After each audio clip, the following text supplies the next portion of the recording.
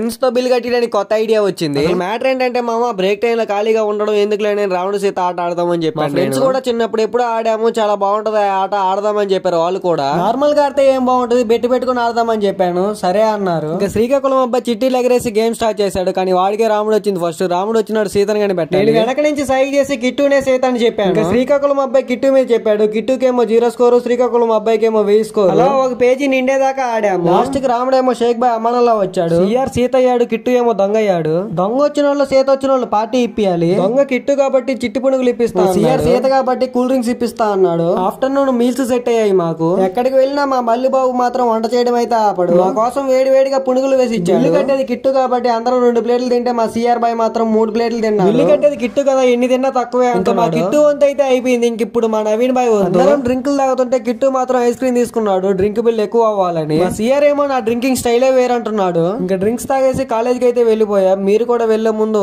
Like చేసి follow కొట్టి వెళ్ళండి మావా.